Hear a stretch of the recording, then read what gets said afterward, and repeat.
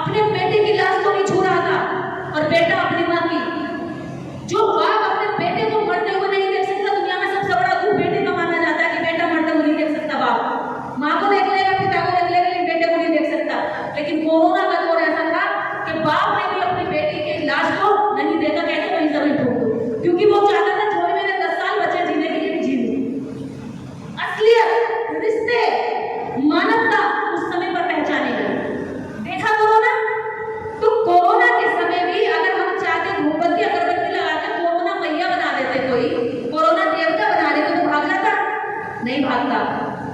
सरकार ने कानून का इस्तेमाल किया, आपके जिले में डीएम ने प्रोटोकॉल जारी किया कि कोई भी 5 लोगों से ज्यादा भीड़ खड़ी नहीं होगी, कोई भी बिना मास्क के नहीं निकलेगा, कोई भी बिना जरूरत के बाहर नहीं आएगा। बनाए ये शर्त लागू करी, ये रूल्स लागू करे, आपको बचा लिया एक दूसरे से संक्रमण होने से। बचाया कि नहीं बचाया? हम जो लोग आज यहाँ बैठे हैं, ये पूजा पाठ की, और सबसे बड़ी बात, कोरोना के टाइम पे मंदिरों में ताले थे, पुजारी मंदिर छोड़ के भाग गए थे और सरकार से लिखित चिट्ठी में मांग रहे थे कि हमारी रोजी रोटी नहीं चल रही है, क्योंकि मंदिर बंद है। तो पंडित पुजारियों ने, पंडितों ने सरकार से लिख कर लेटर कहा कि हमें अनुदान दो, हमारी रोजी रोटी नहीं चल रही, हमारे बच्चे भूखे मर रहे हैं, क्योंकि मंदिर से जो आता था वो आ नहीं रहा है। लोग मंदिर भी जाना छोड़ दिए थे, मंदिरों में ताले लग गए थे। बड़ी बात यह है कि मंदिरों में जो भगवान थे उनको भी मास्क लगा दिया गया था। अरे कमाल की बात है, उसको मास्क लगा दिया, उसे भी संक्रमण हो रहा है, उसे भी कोरोना हो रहा है, उसे भी कोरोना हो रहा है, हमें भी कोरोना हो रहा है, उसे भी लू लग रही है, उसे भी दस्त लग रहा है, हमें भी दस्त लग रहा है। तो तू और हम बराबर ही हुए, फिर अंदर ही क्या रह गया? जब अंदर कुछ नहीं है तो फिर हम तेरे आगे अपना खाना पीना का क्यों चढ़ाए, हम जो धंधा सेठ बनाए तुम्हें। एक पुजारी का लड़का ना किधर से पढ़ाई करता है, उसकी बीवी की एकदम चमकदार गोरी चमड़ी होती है, पता है क्यों? उसका बच्चा एकदम गोरा लाल सुर्ख पैदा होता है, और हमारे यहाँ काले काले। गांव की महिलाएं देखो, कमजोर होगा, बेजान होगा, और अगर महिला 2 साल उसको दूध पिला दे तो महिला में जान भी बचती है, बच्चे भी अंदर आ जाती है, माँ ऐसी हो जाती है, उंगली पा जाती है। क्यों? क्योंकि इस देश के अंदर जो कुपोषण की मरीज हैं वही महिलाएं जो ज्यादा पूजा पाठ करती हैं, जो ज्यादा देवी देवता और पंडित पुजारियों के पीछे भागती। अगर आपको अपना जीवन सुधारना है तो आपको अपने 2 ही भगवान मानने होंगे। वो 2 भगवान है जिनसे हमारा जीवन सुधरा, हमारे जैसे लोगों का सुधरा। बहन तुम्हारी मायावती अगर मुख्यमंत्री बनी तो वो किसी मंदिर में आपने आज तक बहन तुम्हारी मायावती को ये ना देखो किसी मंदिर में वो चढ़ा रही है लोटा लेके नहीं, क्या बहन तुम्हारी मायावती को किसी मंदिर में माथा टेक के देखा किसी ने? देखा है क्या? अब बताओ, हमारे समाज में अगर सफल महिला का कोई उदाहरण दे सकते हो तो बहन जी ज्यादा कोई है क्या? कोई बहन तुम्हारी मायावती। तो बताओ, जो महिला 4 बार उत्तर प्रदेश की मुख्यमंत्री रह चुकी, वो कभी मंदिर नहीं गई और मुख्यमंत्री बनी, किसकी बदौलत?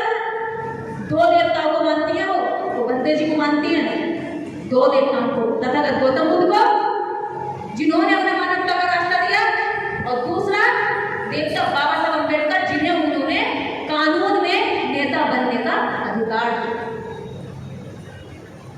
और हम तो फिर कमजोर की कमजोरी रह जाएगी जब हमें पता ही नहीं ताकत कहां से मिलेगी। इसके बाद सबसे बड़ी बात मैं महिलाओं के साथ एक बात और करूंगी कि आपके बच्चे आपका भविष्य है। माँ ही अपने बच्चे को डाकू उंगलीमाल बना सकती है, और माँ ही अपने बच्चे को गौतम बुद्ध बना सकती है। माँ ही अपने बच्चे को बाबा साहब अम्बेडकर बना सकती है, तो माँ ही अपने बच्चे को शराबी, जुहारी और भी तरह का व्यसन से पूरा इंसान बना सकती है। माओ के पास ही सबसे बड़ा हथियार है अपने बच्चों को सही रास्ते पे ले जाने का। अब आप कहेंगे कोई माँ नहीं चाहती बुरा बनाना, ऑब्वियसली कोई भी माँ नहीं चाहती कि मेरा बेटा बुरा बन जाए, हर माँ चाहती है अच्छा बन जाए। आप चाहती नहीं हो, लेकिन आपकी चाहत में हो जाता है। कैसे? आपके घर की दीवारों पर तथागत गौतम बुद्ध नहीं है, तो आपके बच्चे गौतम बुद्ध जैसे कैसे बने? तो रात पड़ के जल्दी ठीक हो जाए। दादा आए, रात पड़ के उन्होंने मेरे मुंह में डाली, मुझे बहुत गंदा टेस्ट लगा, आंखें बंद करके लेटी हुई थी 104 डिग्री बुखार में, और इतने में इंसान बिल्कुल बेहोश सा पड़ा होता है, ज्यादा उसे होश नहीं होता है। मैं 9वीं क्लास में, 8वीं 9वीं की बात है, मैं थोड़ी हेल्दी थी, बड़ी सी हो रही थी उस समय, घर में दूध खूब था, तो हम लोग खा पी के बड़े जल्दी जल्दी मोटे हो गए थे। अब उन्होंने मेरे मुंह में जब राख डाली तो मुझे बहुत गंदा टेस्ट लगा। मैंने उनका हाथ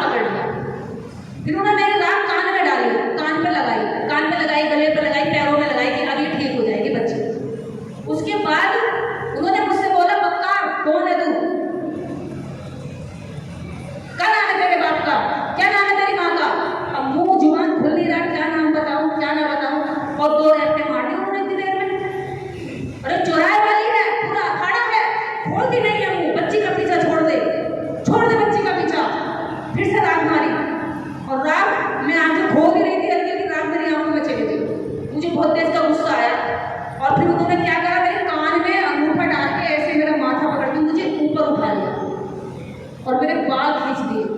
और जब मुझे बाल खींचे और मुझे ज़्यादा इरिटेशन हुई तो मैंने जो है दादा का टेटुआ पकड़ लिया और कस के पकड़ के दीवार में दबोच दिया। नखून जो है उनके घुस गए। बचपना था, बुखार था, समझ नहीं थी क्या हो रहा है। और दादा लेके अपनी चप्पल और लाठी पूरे गांव में शोर मचाते भागे कि अरे उसकी लाली पे तो भैया पूरा भूत का खड़ा है, पूरा भूत का खड़ा लेके जाएगी, लाली को छोड़ेगी ना, छोड़ेगी ना, छोड़ेगी ना, लेके जाएगी। और लेके भाग, अरे तुम है तो रह, तुम्हारी भी जान तो खतरा है। और मम्मी हैरान, घर वाले बोले खीर बनाओ, चमंडा पे चढ़ा के आओ, धार लगाओ, नए दूध की तुमने भैंस ले आई थी और दूध की धार नहीं चढ़ाई, इसलिए हुआ। मम्मी बोली धार तो चढ़ाई, मैं तो कहती धार तो चाहती हूँ। बहुत सारे तरीके सब सुन रही थी मैं। सर में इतना दर्द था, बुखार इतना तेज था। उसके बाद मेरे फूफा जी थे, वो जय भीम वाले थे, वो हमारे घर आए। बोले वो जय भीम बोलते थे तो हमारे गांव में उनको जानते क्या बोलते थे, जय भीम तो मारो की, यानी डेला मारो, ईट मारो, इस तरह से उनको चिढ़ाते थे। तब हमें समझ नहीं थी कि वो कितनी बड़ी ताकत लेकर उस समय आए थे हमारे घर। उन्होंने कहा लड़की को अच्छे डॉक्टर को दिखा दो, ये झोला साहब से तुम्हारा इलाज नहीं हो तो कोई बात नहीं, मैं लेके चलता हूँ। वो अच्छे डॉक्टर के लेके गए, दवाई हुई, 2 दिन में बुखार उतर गया, मैं ठीक हुई। और मैंने ये पूरा वाक्य बताया कि मेरे तो कोई भूत नहीं था। अगर कोई और बच्चा होता कम दिमाग वाला या डर जाता तो वो कहने लगता कि हाँ मुझे ऐसे हो रहा था, मेरा सिर हिल रहा था, चक्कर आ रहा था, मेरे नाखून बढ़ रहे थे, मुझे लग रहा था भूत है। लेकिन मैंने पूरी बात सच्चाई बताई और मैंने दादा को भी बुलाया कि दादा तुम बहुत उल्लू बनाते हो गाँव वालों को, किसी को कोई भूत ना होता, तुम क्या चुड़ैल भी है, अखाड़ा भी और पल्ले वाली और चौराहे वाली है, इसका मतलब तुम सबको झूठ बोलते, कहीं कोई वो नहीं है। तो ये बात दादा ने कही करके तो हमें 2-4 रुपये मिलते हैं, उठाने की गोली मरवाएगी, तू चुप रह। यानी आप ये देखिए कि कुछ कहीं है नहीं, लेकिन आपके साथ हर तरह का शोषण हर तरीके से किया जाता है। किसी की दुकान यदि भूत के नाम से चल रही है तो वो भूत के नाम से चलाए, किसी की दुकान अगर भगवान के नाम से चल रही है तो वो भगवान के नाम से चलाए। और अगर भगवान की बात करें तो इस दुनिया के अंदर आपको जन्म देने वाली माँ और पालने वाला पिता दुनिया का मैं मानती हूँ सबसे बड़ा भगवान। वो रिश्ते भगवान है जो उस मुसीबत में आपके साथ खड़े होते हैं। वो तथागत गौतम बुद्ध भगवान है जिसने हमारे मन में झांकने की, टटोलने का रास्ता दिया। लेकिन हम भागते कहाँ हैं? एक तरफ तो लोग कहते हैं भगवान की ताकत है और दूसरी तरफ भूत वाले कहते हैं कि भूत में भी ताकत है। तो भैया पहले ये आपस में डिसाइड कर लो कि भूत ताकतवर है, भगवान ताकतवर है। कोई एक भी ये डिसाइड नहीं कर पाता कि भूत ताकतवर है या भगवान ताकतवर है। ना तो भूत है ना भगवान है, आप उनके ग्राहक हैं और दोनों की दुकानें चलती हैं। अब आपकी मर्जी, आप कब तक उनकी दुकान चलाओ। हम जैसे तो वहां से छूट के आ गए, उनके लिए बहुत खतरा पैदा हो गया। हम जैसे तो जान के पीछे खड़े रहते, ये निर्देश क्यों पागल है वो, ये सबको समझा दिया।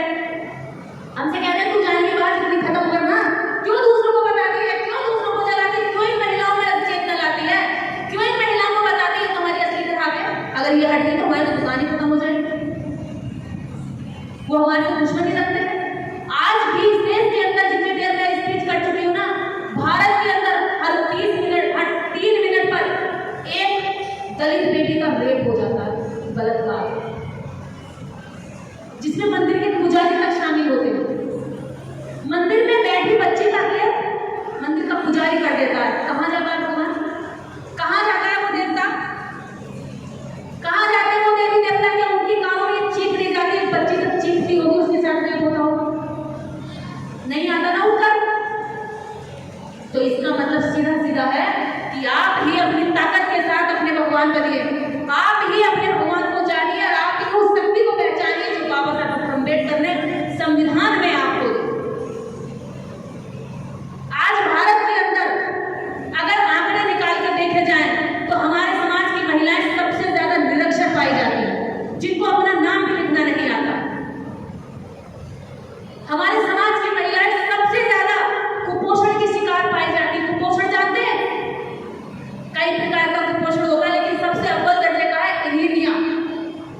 एनीमिया होता है खून में वाइट सेल्स की कमी, खून की कमी शरीर में, जिसको हम अपनी भाषा में कहते हैं खून की कमी, कि मेरे अंदर खून की कमी हो गई।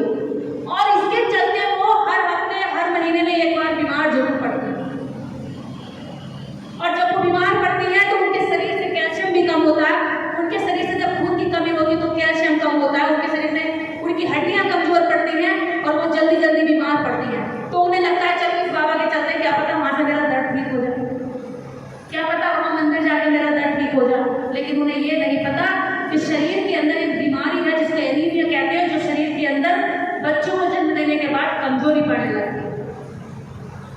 जो हमारी